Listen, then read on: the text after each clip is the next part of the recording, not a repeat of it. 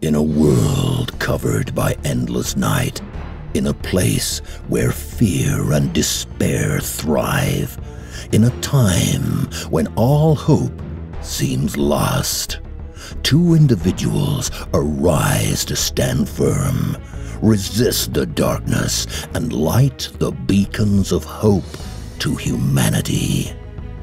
To the free people of the future, the courage of these two will mark them as heroes. To everyone else, they will simply be known as Nobodies.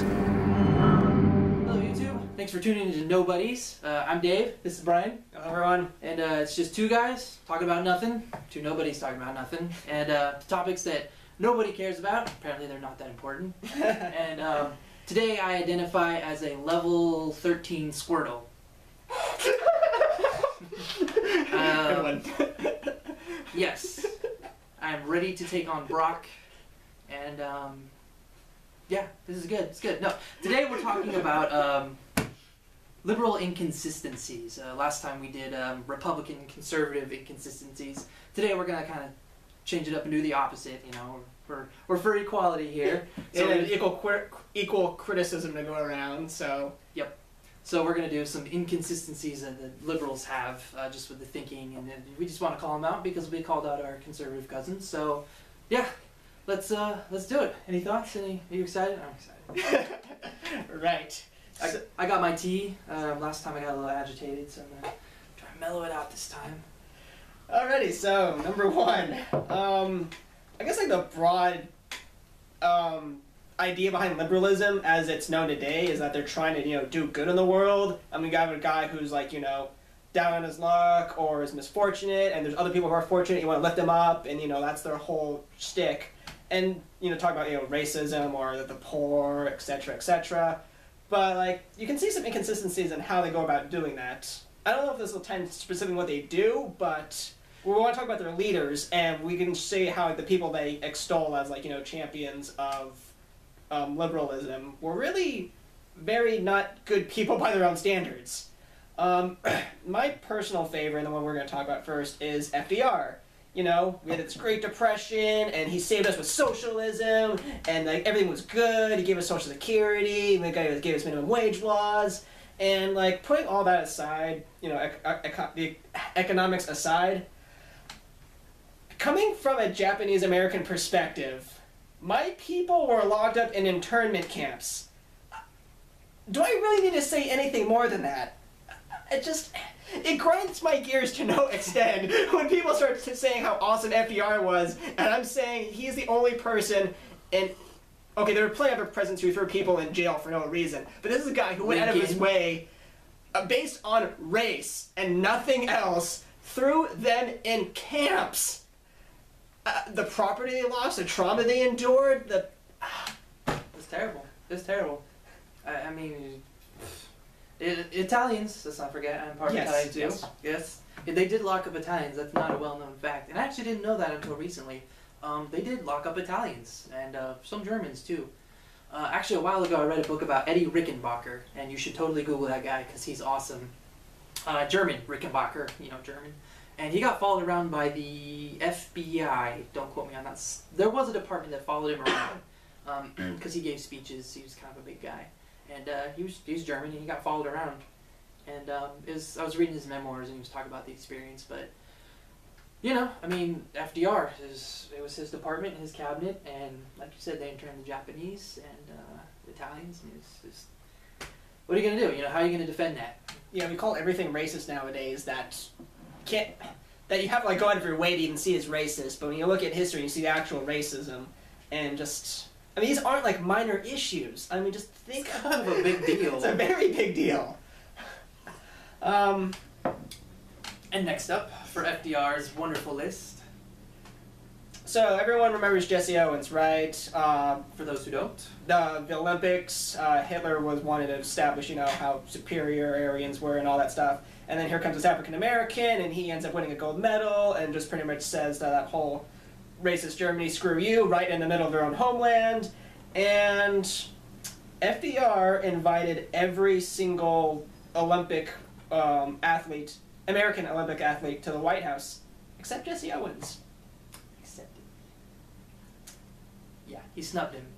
And Jesse Owens actually said in his quote, and I'm paraphrasing here, but he said that Hitler didn't snub him, FDR did, which is kind of a burn. Which, to be fair, you know, Hitler probably did snub him, but at least he allowed him to go to the Olympics. Actually, I don't think he was in charge of that. Now that I think of, that's the Olympic Committee. Yeah, but still, Hitler you has know, something to do with that. I think it hits the nail on the head. Like FDR didn't want to see him. Yeah. And why is that? You know? Yeah. So anyway, there's a list. There's a long list. I think those are two of the biggest things. The Japanese for me and you as well is huge. Jesse Owens things is just kind of, you know, it just kind of shows you what kind of a person he was. Yeah. And for him to be upheld by anybody really is, to me, it's just silly. Right. I mean, there's people both on the left and right for reasons to not like the guy, and he's considered like one of the best presidents ever because why? The Great Depression. I mean, that's it. It's the Great Depression. Yeah, but no, I don't want to get too sidetracked off of that. Well, liberals, not your guy. Find someone else. Yeah. Next up, we've got Che. Yeah. Che Guevara? Yeah, Guevara. Guevara. Yeah, I know not everyone does, but I see enough Che t-shirts around, so like we still gotta talk about this. We live in California. Yeah, so maybe it'd just be an us thing because that's where we live. But yeah. He's a bad guy. Alright. Firing squads, Revolucion. He was a very bad guy. Killed a lot of people. And he even admitted to like saying that, you know, maybe some of these people are not guilty, but for the name of the revolution, let's just kill them anyway, because that's what we got to do. What? Why is this guy a hero? Just because he's a communist? That's the only reason? Because he's for workers' rights, but apparently it's okay for him to shoot them all? And that's the thing. I mean, you know, when I look at these, and even online when I read it, they look up to Che because he was for the people, right? How can you be for the people when you murder thousands of them? What? I mean, wow, you know, just wow. So, and he hated homosexuals. Yeah, yeah. Totally hated homosexuals. And he was pro-nukes. And I'm not talking about energy. He wasn't pro-nuclear energy. He was pro-nukes. You know why? Because you could blow up a lot of people in a small amount of time. So that's Jay. That's Jay. Yeah. Guy was a murderer. I mean, he is the, I guess I want to say, Latin America version of, like, Stalin. I mean, really. Yeah. He's more low-key because, you know, they didn't have enough resources, but he still murdered people just the same as any other communist dictator. Okay, actually, on that same note, Fidel. Pretty much the exact same sort of thing. He got to be in charge of Cuba, and a lot of people... We're in California, please remember, we're in California. You know, they look at Cuba as this wonderful thing, and Fidel did all these great things. The same as Che, you know, killed a lot of people, did a lot of bad things. The Cuban economy is in shambles. And actually, now that we're opening up with Cuba, you can go there and see it yourself. It is not a good place to go. And, you know, people don't have freedom there. So, you know, we were talking about Che, I figured we'd bring up Fidel, kind of, because they're two sides of the same coin almost. You know, talking about the people, and you kill a lot of them. I do like this quote you gotta have here from Che. To send men to the firing squad, judicial proof is unnecessary. These procedures are an archaic bourgeois detail. This is a revolution. Yeah, don't need proof, just shoot them. Just shoot them. So there you go, Che. Yeah. If anyone watching here has a Che t-shirt, please just burn it. You can disagree with everything else we've said, but facts are facts. Just burn it. I think I'll save that one for later. Leave that down there. Okay. Why not? So, okay, the big thing, college campuses going around. We're going to talk about racism / discrimination. Yeah. Liberals pride themselves on fighting discrimination and being champions of, you know, justice. And I think there's a little bit of hypocrisy there, to be honest. And you go around college campuses, and you can clearly see that they are not tolerant. They're not for diversity. They say they're for diversity, as long as you don't fit into their narrow little idea of what you should be, their club, you know. Yeah. For example, if you're white and you're not a liberal, oh my god, what's wrong with you, you're a racist. Just the things like they can nitpick on what they consider to be like, white privilege this or racism that. And you're immune as long as you're one of them. But if you're not, well then, free fire. Like, I think a really good example, we're going to touch on this a little bit later, but I want to talk about it right now because I think it's a good example, is like when you compare like Christianity and Islam, is that they will go out of their way to like bash Christianity to death, but oh my god, you better not say a word about Islam or you must be some xenophobic bigot. Yeah, I mean, we said earlier, we like to call everybody out, and it seems like liberals don't, if you're part of their exclusive club, you're in, and it's just, to me, it's hypocrisy. I mean, you look at, oh man, all these college campuses, I'm trying to remember this, that lady, and she assaulted this guy, he was like a reporter, and she said, you can't have reporters here. No, she didn't assault him, well, it depends on what. Legally, I suppose you can call that assault.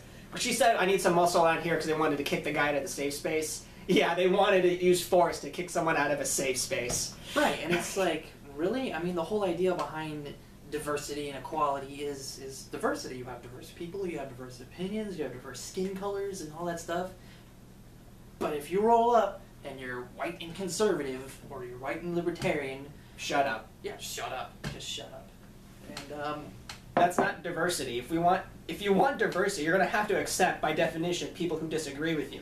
But it seems if you disagree with a liberal, all of a sudden you're some sort of ism, whether you're like a bigot or a racist. A lot of name callings. Yeah, a lot of name callings. Or a homophobe. Homophobe. That's something. Yeah. I hate that a lot.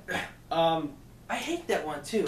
Let me hang on. I hate that one a lot because it's like homophobe. It's just a slur, and I get that a lot because I'm a white male, and I'm also a Christian, so, the love I get from the left. I don't hate homosexuals. San Francisco is right down the street from us, practically. I go there all the time. I see it all the time. I don't hate them. A lot of them are great people. I just don't agree with what they're doing. Is that okay? I mean, I do things all the time that liberals don't agree with, or they do stuff I mean, come on. Really? Yeah, you disagree with something without necessarily hating them. It's like... I don't know if this would be a perfect analogy, but like as a personal choice, I don't drink alcohol. Does that mean I hate people who drink alcohol? No, that's just my personal preference on how I live my life. I drink copious amounts of alcohol. And we're buddies. Yeah, you can disagree with how people live without necessarily hating them. So like when you hear about like people suing because this Christian bakery refuses to build a cake for a homosexual couple, it's not out of hate. It's just personal belief, and it's just something you have to accept. If you want diversity, you have to, by definition, accept that people are going to agree with this. Bingo. You can oppose it, like, on a logical level, saying, well, I don't necessarily agree with you, and that's fine. As long as there's no violence being occurred on anyone, why should we care? Just let people be people. Yeah, and that's what diversity's point, right? Exactly. I was literally just going to say it. That's the point of diversity. There's going to be Christian bakers that don't want to bake a cake for you. It's called diversity, okay? Go somewhere else. If you want diversity, you're just going to have to accept the fact that there's going to be people that are different than you and don't agree with you or your lifestyle or your choices or whatever. You can't have your little bubble, safe space, So. Right, so it just seems like the only diversity liberals care about is more liberals. It's not really diversity, because if you're not a liberal, then all of a sudden we don't care about your opinion anymore. Right. And another thing I wanted to touch on when we're talking about discrimination is like sometimes it seems like you're fighting more discrimination, but it's sort of the thing, but I want to get into like policies as well, like affirmative action. If you want to fight for everyone being equal, it does not make logical sense to start treating people unequal. Like, I remember this happened like a few years ago where because of affirmative action laws, like I think it was in New Haven, for some firefighters were trying to like they took a test in order to get promoted. The people who passed with the highest scores were white. There was like a couple or maybe just one African American who didn't pass as well, but because of racial quotas, he had to get the job instead, even though he was not as qualified. Why? Because of affirmative action. We want to balance out all the workers. But if you're trying to make the argument, something that I believe, that all races are equal, it shouldn't matter whether the person is white or is black. It should just all depend on merit. But when you start referring to affirmative action laws, you are judging people by the color of their skin. That's not what Martin Luther King said in his speech, was it? Judge a person by the content of their character, not the color of their skin. And that cuts both ways. If you try to give special treatment to certain people, that's still racism. Yeah, you're saying that they somehow have a disadvantage. And let's be honest, I mean, everyone has some sort of disadvantage. It's called life. You know, like I said, I get discriminated against because I have been, because of my skin or my religion or whatever. And you know what I do? Nothing. I move on. You know, it's their right. And you know what? If they're going to be like that, I don't want to work there anyway. Or be there, or whatever. You know, and it's like, everybody has it. People have disabilities, you know. I sat in high school, I sat next to a girl, you know, she had her hand, you know, it was kind of, and she never complained. I never saw her once complain. And she went to school, and she's doing pretty well for herself. And I admire that to no end, you know, stuff like that. Everybody's got some sort of handicap, you know, you're poor, or whatever. It's just life, you know? And you can't go around trying to, you know, balance it, and because that's trying to say, like, these group of people have this, and these group of people have this. I mean, it doesn't work that way. There are poor white people out there. It's not like, you know, this whole white privilege thing, where, you know, like, whites have all the power for some reason. And, like, you know... Yes. And I really love the whole male privilege thing, when, you know, you can find stats saying that men will go to jail for a longer sentence for the same crime than women have, and, you know, you get a divorce, the women usually takes most of the stuff out of the marriage, and yeah, we're the ones with privilege. I mean, if we're all supposed to be equal, we shouldn't be dividing all these issues into categories like this. That's the point, right? But when you start making these categories, you're reinforcing very concepts that you're fighting against. Actually, yeah, I saw one, it was on the news the other day, it was about pilots, and about how there's no women pilots. I mean, there's women pilots, but there's hardly any.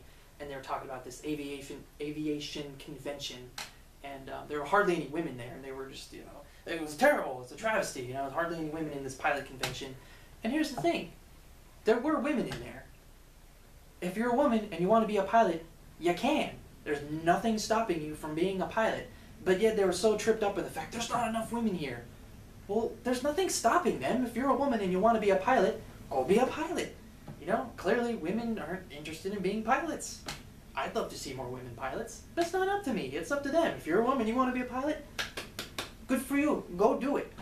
So, I don't know, I think it's, do we need to set quotas, or we need X amount of women pilots? Well, what if you can't find X amount of women pilots, or, you know?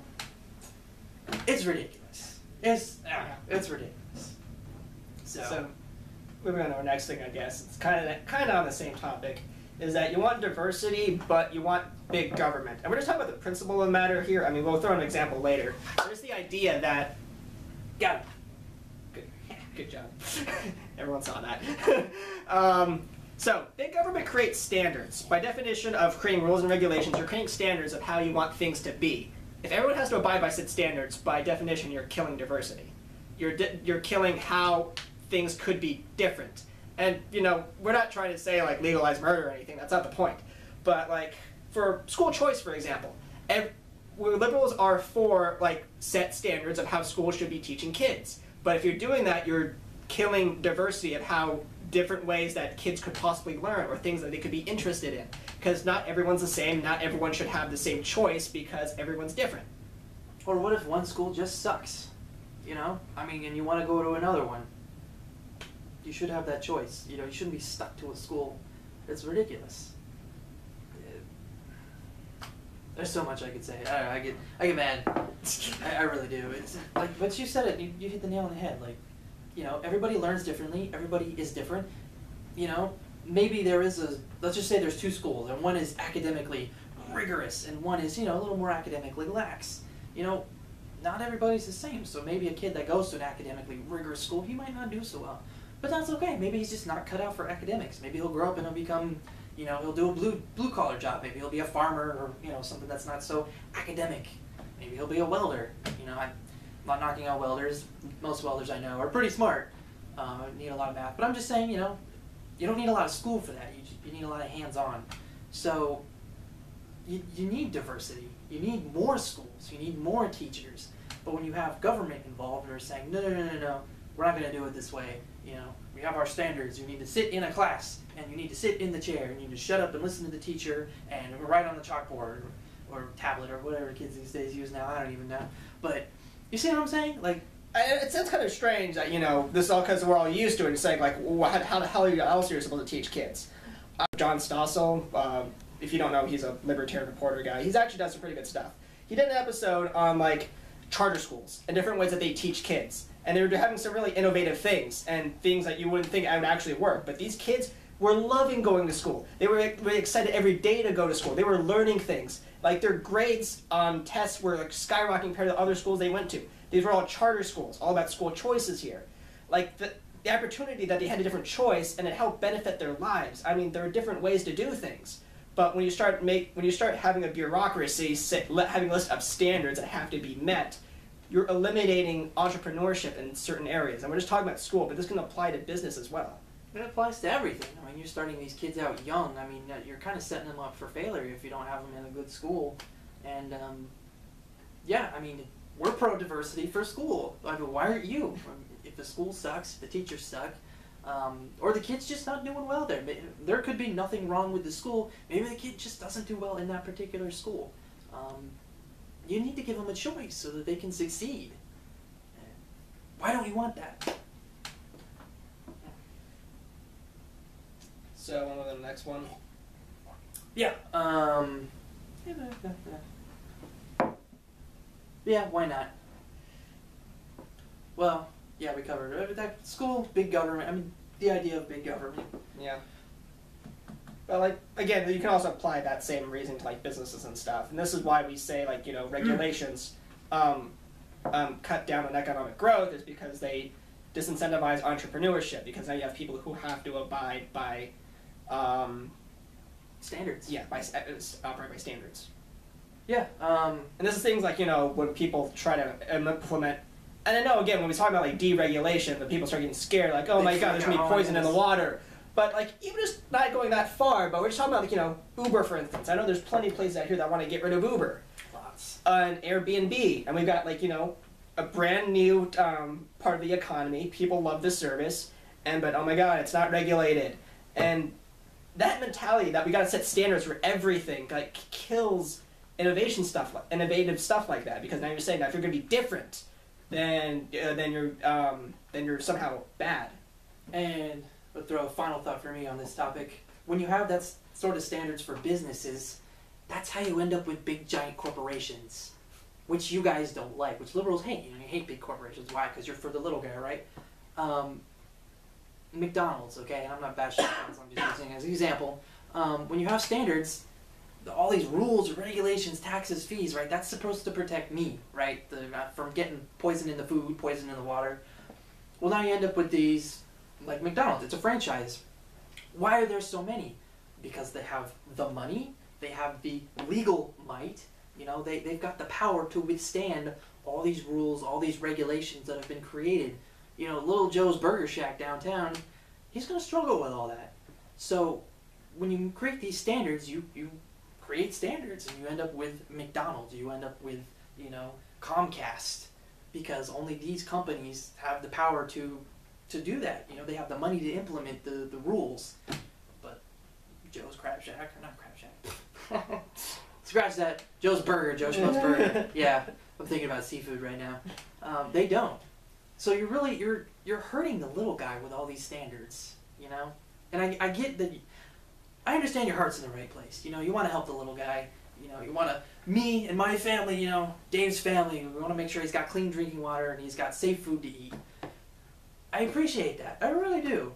But I'd rather there be more Joe Schmo's Burgers than McDonald's, because you're kind of taking away my choices. There's a million McDonald's in this area.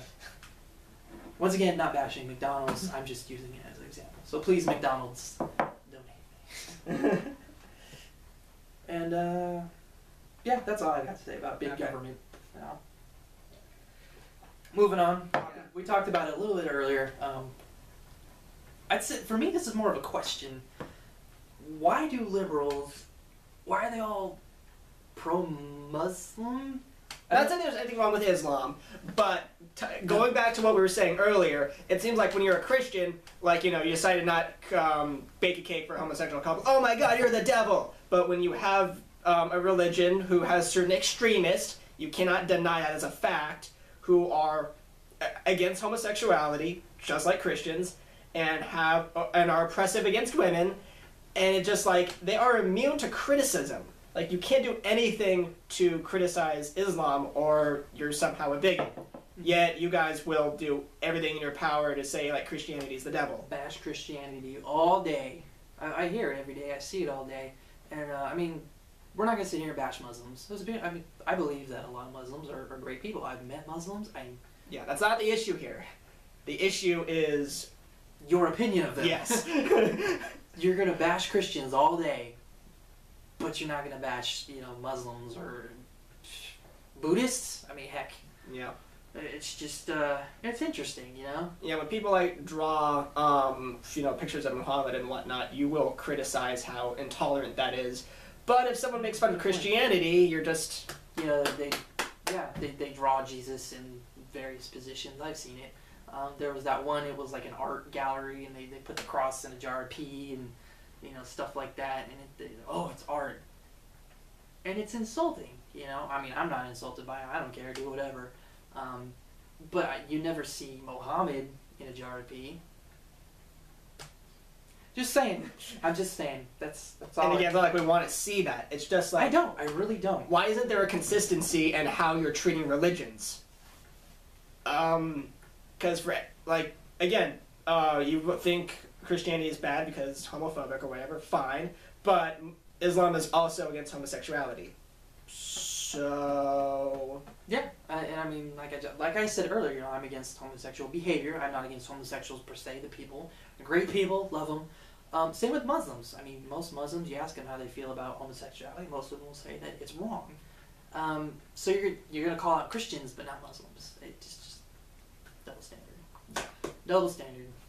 So I think that sums up that. Yeah, that wasn't a really big point. Okay, last topic. The economy. Yeah. All about creating fair wages and fairness. Just and fairness in general. But there's a problem with that, you know, and once again, you guys want to help the little guy. You're all about the little guy.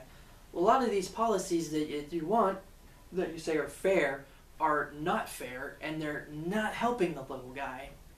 They sound nice, and like I said earlier, I think your guys' hearts are in the right place. You just... it doesn't work. So, I mean, first up, let's do minimum wage. I think we already did a minimum wage episode, didn't we? yeah, we did. So we'll just do a little blip. Yeah. It hurts. Minimum wage hurts. And just honest to goodness, you know, you're saying like it doesn't pay, people aren't paying a living wage. Well, first of all, why not? Why aren't they paying better wages? Could it be because of all those taxes and regulations and fees and fines that I talked about earlier that are supposed to keep me safe? They're jacking up the price of everything. Could it also be the Federal Reserve, you know, printing up money, bailing out banks, jacking up the price of everything? What I'm trying to hint at is it shouldn't cost this much. It's not supposed to be this expensive.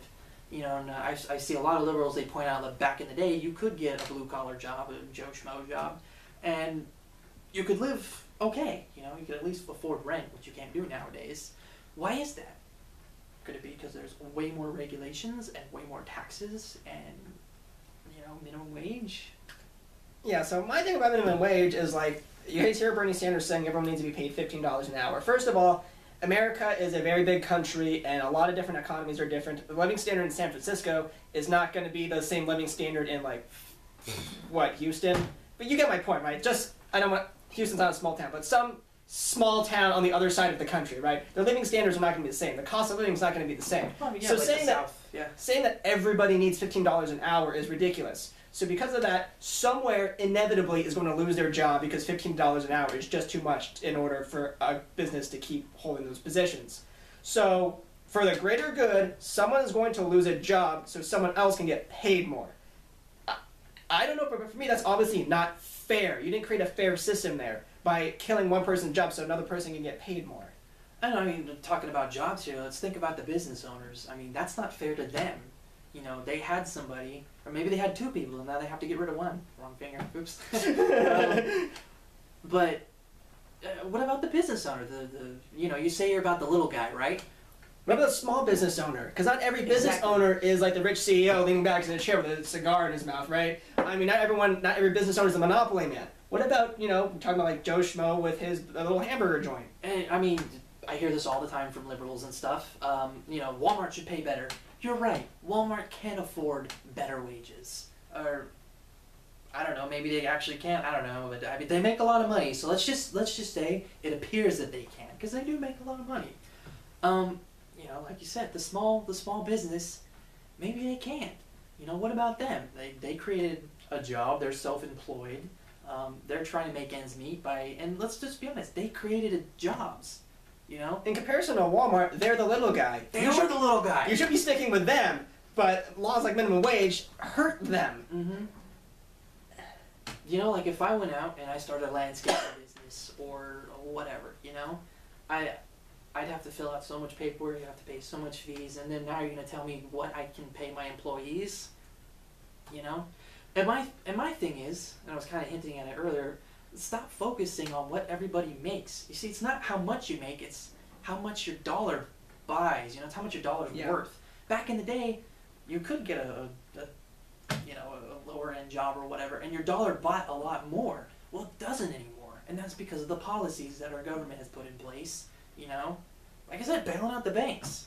Yeah, if you fix the economy, everybody will be having a better quality of life, including poor people. So yes. The question is really not about how much money they're being paid. The question is, how can we make the economy better? Because everyone does better under a better economy. Exactly. You know, I mean, you could pay everybody $100 an hour. What's going to happen? Prices are going to go up. So stop focusing on how much everybody makes versus how much everybody can buy, you know, their purchasing power.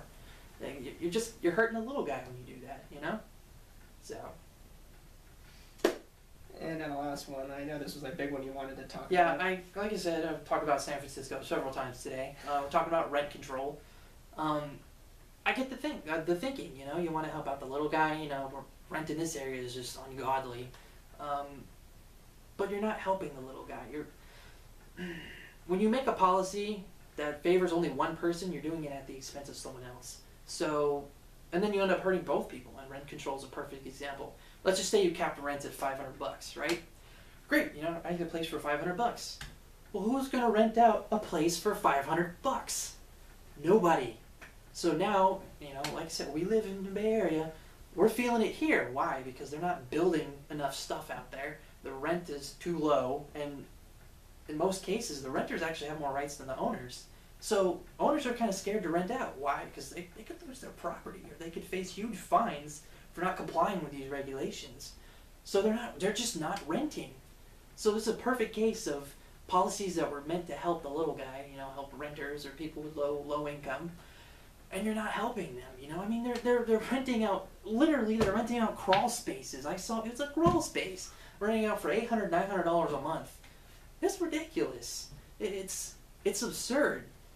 They need to get rid of the rent control. They need to get rid of all these regulations and rules that are restricting building, because they have tons of those.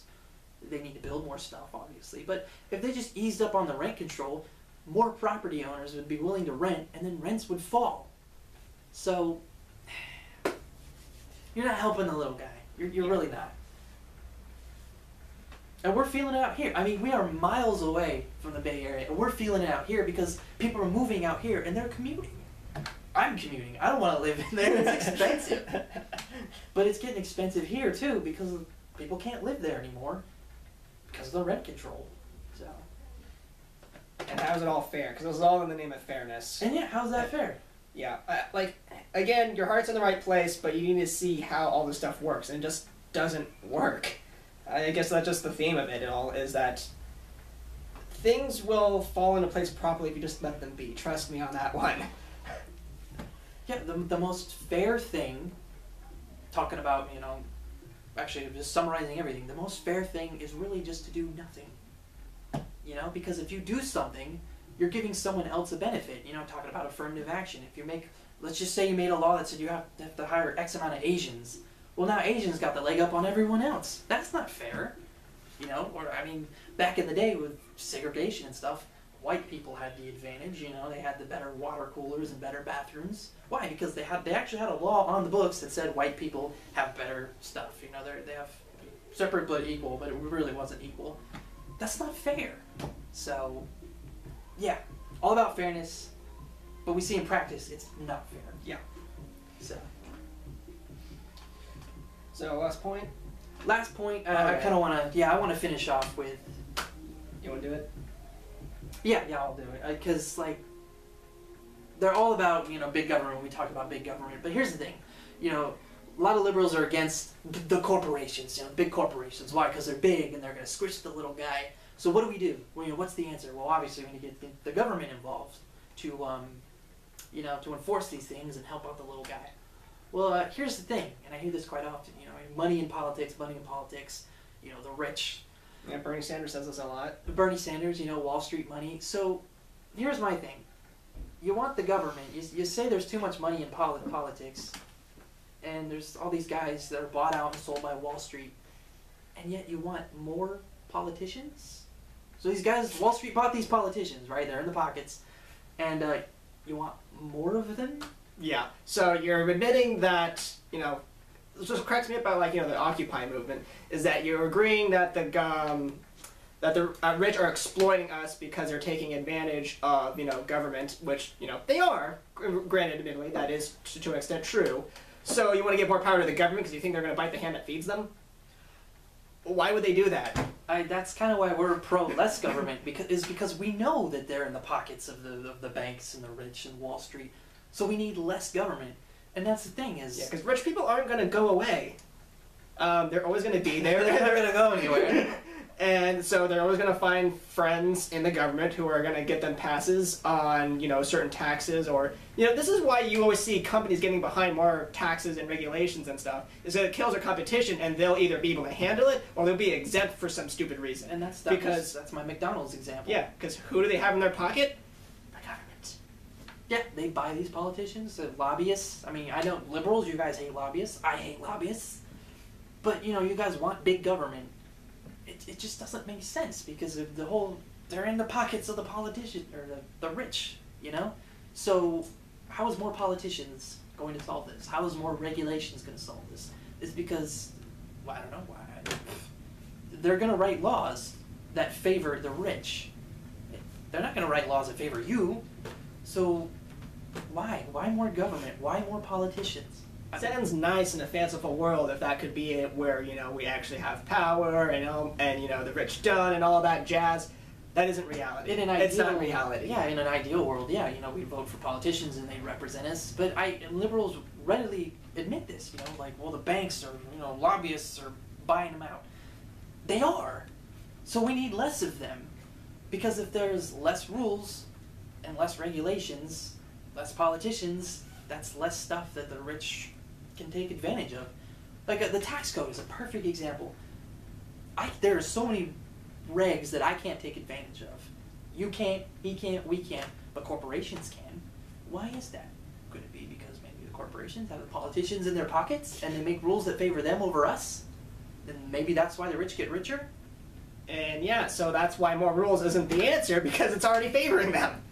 So, yeah, and I don't know. I don't know why. To me, this one baffles my mind the most, is why you would want more rules, more regulations. And I guess that's where the appeal of, like, full-blown socialism is, but if you just look at history, full-blown socialism still has your rich people, but they have, you know, political friends, so they still get to pull the strings. I mean, the problem doesn't go away, you just don't see it as much. Mm-hmm. It's just hidden in the background. You still have rich people exploiting the system because they have good political friends, just like they do now. Yeah, I mean, socialism isn't going to solve that. We were talking about Castro earlier. You know, Castro and his guys lived in luxury while people were, you know, living in complete poverty. And you look at Mao's China, millions died, starved to death, murdered, while, you know, his ilk and his crew lived quite luxuriously.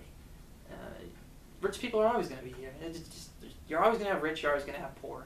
The question is, you know, how bad is it? And before anyone talks about Denmark or Sweden, that is a joke.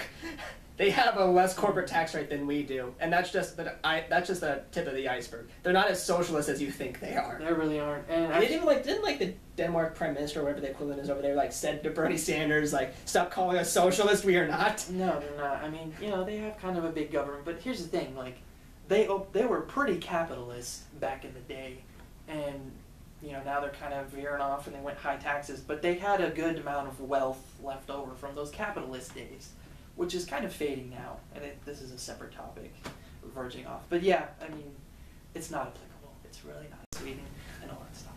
So, anyway, yeah, long story short, stop being hypocritical, please, liberals. Please, stop. Please. Well, I hope you enjoyed our equal opportunity of criticism, since, covered conservatives and did liberals. Part of me wants to say, if we're being equal, shouldn't we also do ourselves? We should do ourselves. We should do ourselves. I can't think of anything right now, though. We'll try. We will try. Yeah, that's all I got. Yeah. So until next time, thank you, YouTube. And yeah, see you next time for watching Nobodies. Yeah, thanks for tuning in.